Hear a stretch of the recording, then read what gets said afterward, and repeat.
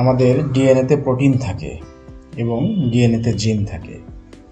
জিন হলো অনেকগুলো নিউক্লিওটাইডের সমন্বয়ে গঠিত একটি অংশ, যাকে পলিনিউক্লিওটাইড বলা হয়।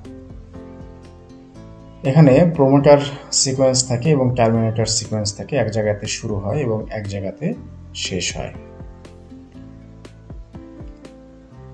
এখানে এটি হলো বাইন্ডিং প্রোটিন, ট্রান্সক্রিপশন ফ্যাক্টর, এবং প্রথমে এ জায়গাতে বাইন্ড করে যাতে ডিএনএ ডাবল হেলিক্স মডেলের প্যাঁচটা খুলে যায় ট্রান্সক্রিপশনের সময়। প্যাঁচ খুলে সামনের দিকে অগ্রসর হয় এবং যেটি টেমপ্লেট সেটিকে ধরে 5 থেকে 3 কার্বন দিকে এমআরএনএ ট্রান্সক্রিপশন হতে থাকে।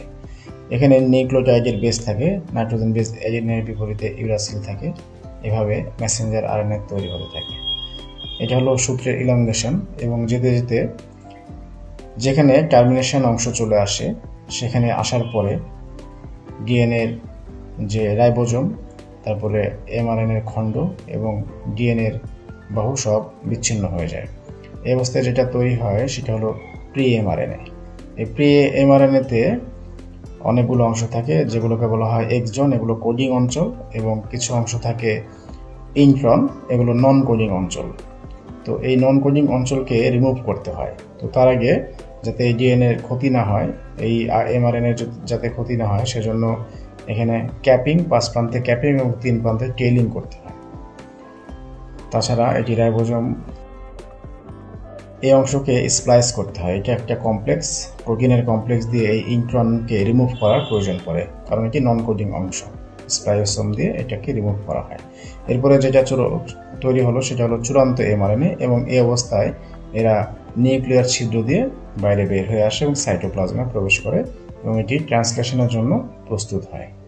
এবং এখানে দেখা যায় যে এই নাইট্রোজেন বেসগুলো খুব সুন্দর বিভিন্ন সজ্জায় সজ্জিত রয়েছে এবং 5 কার্বন থেকে 3 কার্বনমুখী হয়ে এরা সজ্জিত থাকে। এখানে নাইট্রোজেন বেস থাকে, এগুলোকে বলে জেনেটিক কোড, 3 অক্ষর বিশিষ্ট ট্রিপলেট কোড। এটা হলো ট্রিপলেট কোডের সেই অংশটি। তো নাইট্রোজেন বেসের এই অংশগুলোই বিভিন্নভাবে সজ্জিত থেকে জেনেটিক কোড তৈরি করে। এখানে স্টার্টিং কোডন রয়েছে AUG এবং এন্ডিং কোডন বা সমাপ্তি কোডন রয়েছে, এভাবে সমাপ্ত হয়।